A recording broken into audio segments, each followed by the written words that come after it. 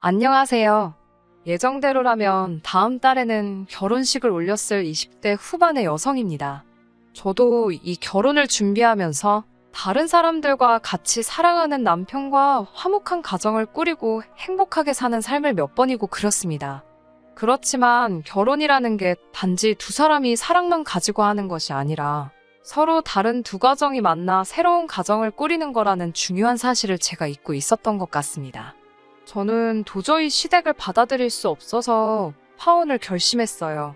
저와 남자친구는 같은 회사에서 일하다가 사귀게 된 사이입니다. 사실 비슷한 시기에 입사를 했기 때문에 저나 남자친구나 둘 다 안면은 튼 사이였지만 한 번도 제대로 대화를 나눠본 적은 없었습니다. 저는 출근하면 조용히 자리에서 제 할 일만 하고 집에 가는 소위 있는 듯 없는 듯한 공기 같은 사람인데 반해 남자친구는 주변 사람들한테 관심도 많고 이목을 끄는 시끌시끌한 성격이었어요.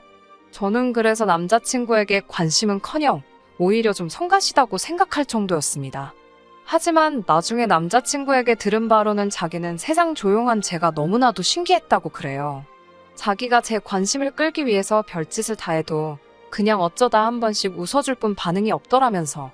그래서 나중엔 오기가 생겨서 어떻게든 저를 웃게 만들겠다는 생각을 하고 출근한 적도 있었다고요. 그런 남자친구의 노력 덕분인지 저도 결국엔 남자친구에게 마음의 문을 열게 되었고 그렇게 연애를 시작했습니다. 하지만 많은 회사들이 그렇듯이 위에서 사내 커플을 그다지 좋게 보지 않는 눈치였어요.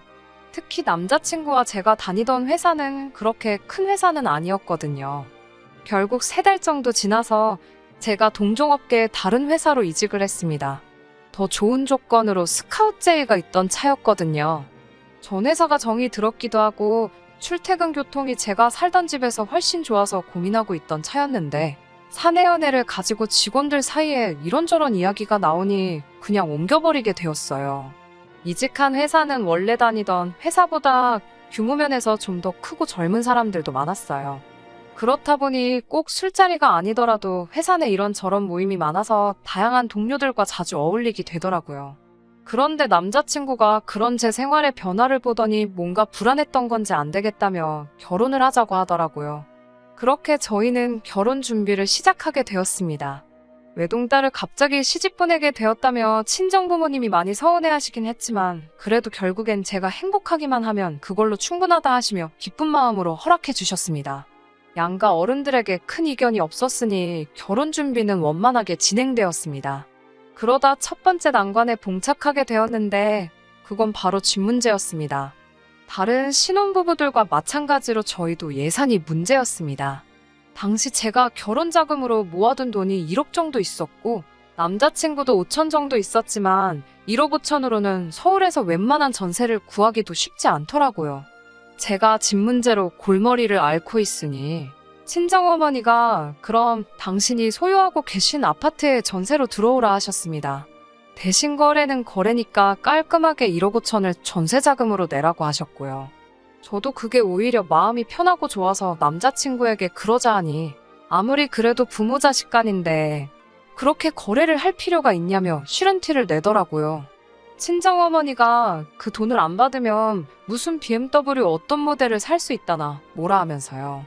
친정어머니가 신경 써준 부분을 가지고 오히려 뻔뻔하게 저러고 있으니 제가 그럼 그냥 엄마 집 들어가지 말고 우리 힘으로 알아보자 했는데 부동산을 10군데를 가봐도 1억 5천으로 서울에서 어떻게 아파트를 구하겠어요. 결국 남자친구도 자기가 잘못했다는 걸 인정하고 친정어머니가 처음에 말씀하신 대로 하기로 했습니다. 전세금을 받는 대신에 아파트 리모델링 같은 내부 공사는 친정어머니가 어머니 선에서 전부 다 해주기로 하셨어요.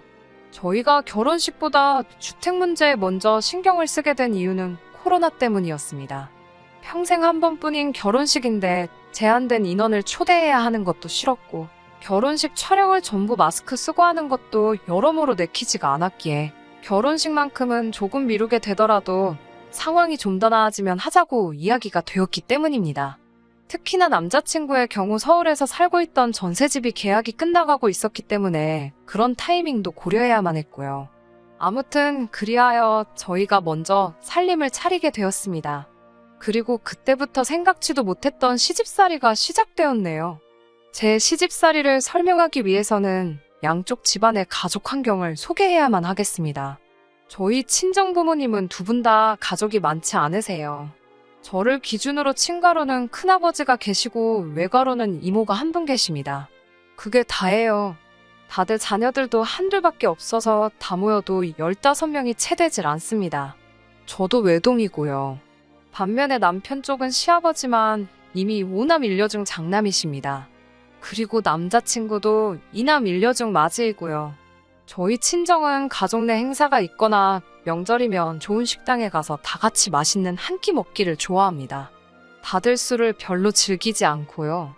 반면에 남자친구네는 거의 40명도 넘는 사람들이 모여서 왁자지껄하게 먹고 떠들고 술 마시길 좋아한다고 하더라고요.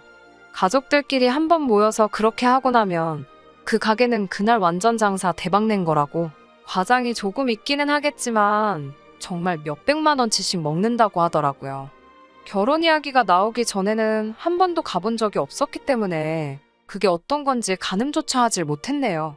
그러다 얼마 전 아파트 내부 공사가 다 끝나고 집들이를 위해 남자친구의 부모님을 초대한 일이 있었습니다. 남자친구의 부모님은 어차피 결혼하면 다 한 가족으로 보고 지낼 사이인데 이참에 미리 얼굴 트면 편하고 좋지 않겠냐 하시면서 친척분들의 연락처를 저에게 보내주셨습니다. 고작 22평짜리 아파트에 좋기 30명도 넘는 사람들을 부르라니 생각만 해도 아찔하더라고요.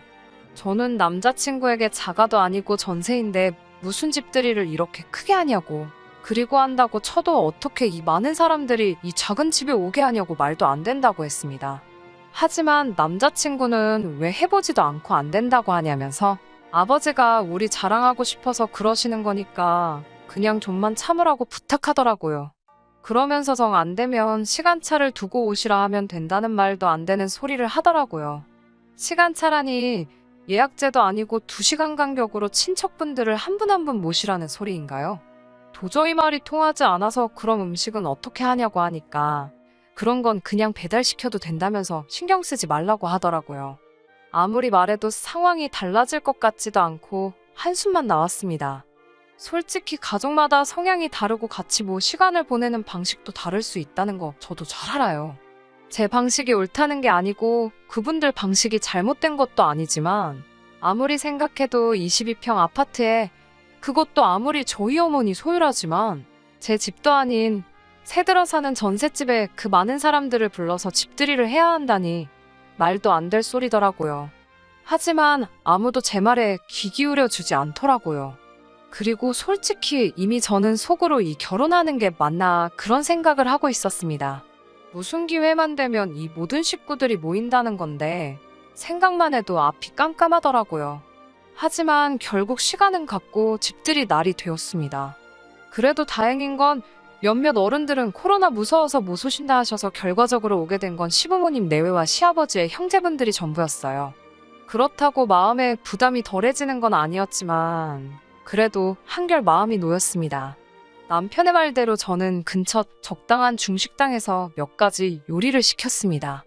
음식 직접 안 했다고 혼나는 거 아니냐며 제가 걱정을 하자 남자친구 말이 자기네 가족은 그런 건 아무도 신경 안 쓴다고, 하지만 분위기만큼은 잘 맞춰야 된다고, 그래야 이쁨 받을 거라고 조언을 해주더라고요.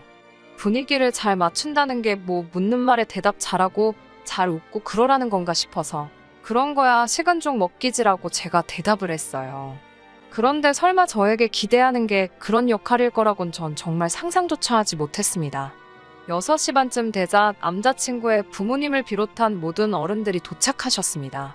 음식도 제때 도착했고 아무런 문제가 없어 보였어요. 그런데 식사가 시작되면서 생각지도 못한 상황이 펼쳐졌습니다. 남자친구의 아버지가 저더러 잠깐 이리 좀 옆에 와서 앉아보라고 하시더라고요.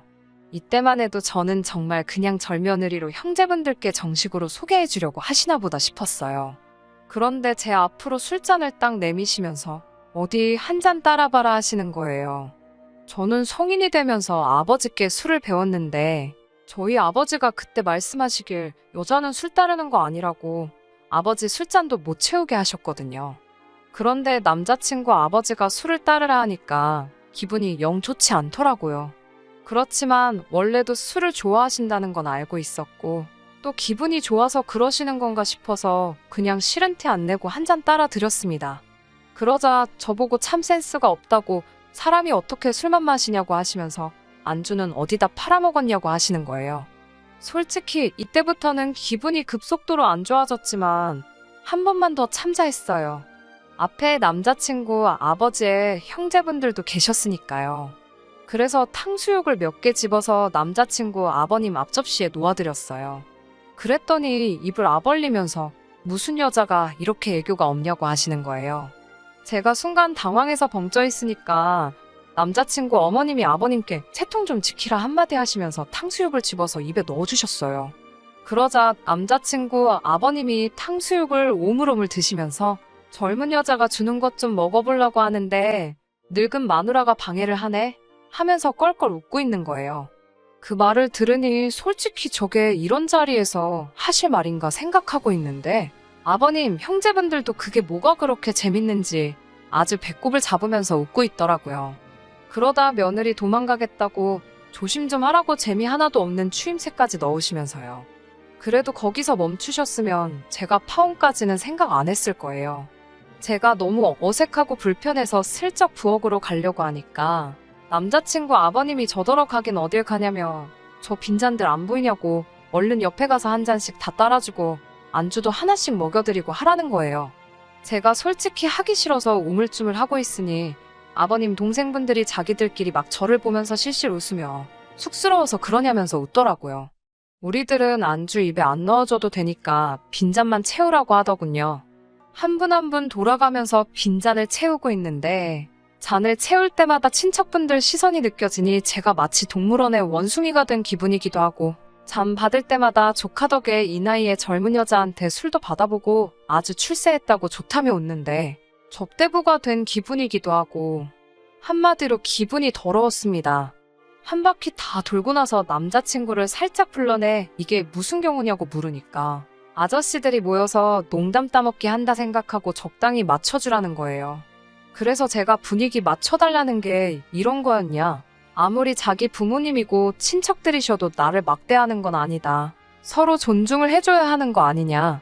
우리 부모님이 당신한테 이렇게 막 한 적 있냐 하니까 자기 가족들은 원래 부침성이 좋아서 그렇다는 말도 안 되는 헛소리를 하더라고요. 부침성이라니 유쾌한 것과 막대 먹은 것의 차이를 모르는가 싶었습니다. 지금 생각해보면 이때 파혼하자고 했어야 하는 게 맞는데 그래도 이런 경우는 저도 처음 겪는 일이기도 하고 가풍이 다를 수도 있다는 생각도 들어서 솔직히 옳고 그름에 대한 기준이 명확치 않았어요. 정말 기분이 나빴는데 남자친구 말처럼 동시에 내가 너무 오버하는 건가 그런 생각도 들었거든요. 그런데 엊그제 남자친구 고모님 생신이라서 가족 모임에 갔다가 이 집합은 정말로 상종을 말아야겠다는 확신에 남자친구가 바라던 대로 아주 생신 자리에서 분위기 메이커가 돼서 돌아왔습니다. 사실 결혼 전에 남자친구의 고모님 생신까지 챙겨야 된다는 게 생각지도 못했던 일이라 부담스럽고 걱정이 되었습니다. 하지만 제가 파혼을 하겠다는 다짐을 하게 된 건 단지 일가 친척의 생일을 다 챙기게 생겼다는 걱정 때문이 아닙니다. 그 자리에서 저를 대하는 남자친구 아버님의 태도 때문이었습니다. 그날은 토요일 저녁이었는데 생각했던 것보다 교통사정이 좋지 않아서 다른 사람들보다 늦게 도착하게 되었습니다. 도착하니 벌써 식사를 하신 분들도 계시고 아무튼 정신이 하나도 없었습니다. 저번 집들이 때랑은 비교도 안 되게 정말 많은 분들이 와 계셨거든요. 그 가운데서 분위기를 진두지휘하시던 남자친구의 아버님이 저 멀리서 저와 남자친구를 발견하시곤 어찌나 좋아하시던지요. 그러더니 벼랑간 저더러 이리 와보라고 하시더니 술병을 딱 손에 쥐어주시면서 저보고 돌아다니면서 빈잔 있으면 다 따라드리고 오라는 거예요. 몇몇 분들이 아무리 며느리 될 사람이어도 왜 그런 걸 시키냐고 말리는데도 들은 채도 안 하고 내가 내 며느리한테 술을 따르라고 시키든 춤을 추라고 시키든 당신들이 뭔 상관이냐? 하면서 고개를 돌려 저를 쳐다보면서 그리고 며느리 도리가 다 뭐야. 시아버지가 하라면 네 아버님 하고 죽는 신용도 해야지. 안 그러냐 아가야? 하시는 거예요. 그 말을 듣는데 진짜 어이가 없고, 아, 나를 이렇게 생각하고 계시는구나 싶더라고요. 그때야 우리 결혼하고 살 신혼집 집들이었으니 주인공이라서 그렇게 했다고 치더라도 이번에야 말로 네 하고 아버님 장단 맞춰드리면 그 순간 내 팔자는 내가 내 손으로 직접 풀지 못할 때까지 꼬아버리는 거다라는 생각이 딱 드니까 이대로는 안 되겠다 싶더라고요. 저는 술병을 다시 남자친구의 아버님 손에 쥐어드리고 저는 그런 며느리가 되어드릴 자신이 없다고 말씀드렸습니다. 그러자 남자친구가 깜짝 놀라더니 저를 잡아 끌고 구석진대로 가더라고요. 그러더니 저더러 미쳤냐며 제정신이냐고, 어디 사람들 있는 데서 시아버지 될 사람한테 그렇게 반응을 하냐고, 친척들 앞에서 자기랑 자기 아버지 망신 줄 생각이냐고 성질을 내더라고요. 어서 돌아가서 죄송하다고 하고 애교도 부리고 해서 아버님 기분부터 풀어주라고 성질을 부리고 돌아가더라고요. 혼자 잠깐 가만히 서서 그냥 이대로 집으로 돌아가 버릴까 하는 생각이 드는 찰나에 누가 선물로 가져온 건지 샴페인 병이 하나 보이더라고요. 그래서 그 병을 집어들고 다시 안으로 들어갔습니다. 술 따르기 싫다고 한 예비 며느리가 술병을 들고 들어오니 남자친구가 아버님 귓속에다가 대고 뭔가 속삭이더라고요. 아마도 자기가 저를 잘 타일렀으니 아버님 말에 이젠 거역을 하지 않을 거다, 이런 이야기를 했을 거예요. 아버님이 언짢으신 표정을 하고는 잔을 들고 제 앞으로 걸어 나와서 그래, 네가 감히 어른 말을 거역해? 어디 한번 따라봐라 하는 세상 근엄한 표정을 하고 서 계셨으니까요. 그 자리에서 욕을 해버릴까 했지만 꾹 참고 샴페인병을 기울였습니다. 뻥하는 소리와 함께 코르크가 아버님 미간에 그대로 적중했고 샴페인은 그대로 압력을 이기지 못해 쏟아져 나왔어요. 저는 손가락으로 병입구를 틀어막으면서 그대로 아버님 얼굴에다가 샴페인을 뿌려버렸습니다. 사실 이미 샴페인병을 들고 오면서 이렇게 할 생각이 안 보이는 곳에 숨어서 병을 엄청나게 흔들어댔거든요. 병뚜껑에 맞아서 정신이 없는 아버님 얼굴 위로 샴페인이 흩뿌려지니 아예 정신을 못 차리시고 옆에 있는 의자에 풀썩 주저앉으시더라고요. 그대로 아버님한테는 그토록 원하던 젊은 여자가 따라주는 술맛이 어떠시냐고 비아냥대면서 물어봤어요. 마지막 한 방울까지 아버님 얼굴에 뿌리고 싶었는데 저를 말리러 뛰쳐나온 남자친구 때문에 그러진 못했습니다. 남자친구한테도 소리를 지르면서 뭐 애교를 부려서 기분을 풀어주라고, 야, 그럴 거면 차라리 개나 고양이를 키우지 왜 애완동물이 할 일을 예비며느리한테서 자꾸 난리냐고 쏘아붙였어요. 한 번이면 참겠는데 사이즈 봐서는 아무래도 이 집에 시집 오면 평생 너네 가족들 술만 따르게 생겼다고. 전세금으로 넣어둔 5천만 원은 내일 당장 보내줄 테니까 결혼은 없었던 일로 하자고 소리 지르고 그 자리를 나와버렸습니다. 얼마나 긴장을 했는지 밖에 나와서 방 공기를 맞으니까 숨이 가빠지고 온몸에 기운이 쭉 빠지면서 한기가 돌아 몸이 벌벌 떨리더라고요. 그래도 마음 하나만큼은 후련하고 집으로 향하는 발걸음이 그렇게 가벼울 수가 없었습니다. 남자친구가 원래부터 가벼운 성격이라서 그냥 밝고 분위기 주도하는 재밌는 사람인 줄 알았는데 매너가 없는 집안에서 배워먹은 거라고는 상상도 못했네요. 그것도 집안 유전인가 봐요. 아무튼 그렇게 저는 파혼을 하게 되었네요. 바로 엊그제 일인데 남자친구한테 미안하다고, 자기 아버지한테는 저한테 다시는 그런 대우하지 못하게 잘 말해놓을 테니 자기들한테 기회를 달라고 연락이 왔어요. 꼴랑 5천만 원 모아놓은 거 가지고 전세긴 하지만 서울에 집도 마련해서 시작할 수 있었는데 막상 포기하려니 아쉬웠는가 보죠. 제가 그 난장판을 피고 왔는데도 다시 잘해보자는 소리 나오는 거 보니까요. 일 없다고 아버님한테나 친척 어른들한테 군말 없이 한 명 한 명 술 따라주면서 애교 부리는 그런 여자 찾아서 결혼하라고, 그리고 되도록 앞으로는 어떤 이유로든 마주칠 일 없게 잘 행동하라고 했습니다. 괜히 제 눈에 거슬렸다간 너한테도 아버님한테 한 거랑 똑같이 샴페인으로 샤워를 시켜주겠다고요. 이미 한 번 저지른 건데 두 번은 또 못하겠냐고 성질을 부리니 쫄은 건지 대답도 못하고 깨갱하더라고요. 자꾸 연락이 와서 신경 쓰이기는 하는데 절대로 용서하지 않을 거고 다시 만나지 않겠다고 제 스스로 다짐하고 있습니다. 아무래도 이혼보다는 파혼이 낫잖아요. 괜히 결혼했다가 이혼녀 딱지 붙을 뻔했는데 오히려 이렇게 빨리 결단을 내려서 행동에 옮긴 제 자신한테 뿌듯하기까지 하네요. 남자친구한테 연락하지 말라는 문자 하나 보내고 차단해버린 뒤에 이렇게 사연 한번 적어봤습니다. 끝까지 들어주셔서 감사합니다. 오늘의 사연은 여기까지입니다. 구독과 좋아요, 알람 설정 부탁드리고 더 좋은 사연으로 다시 찾아뵙겠습니다. 감사합니다.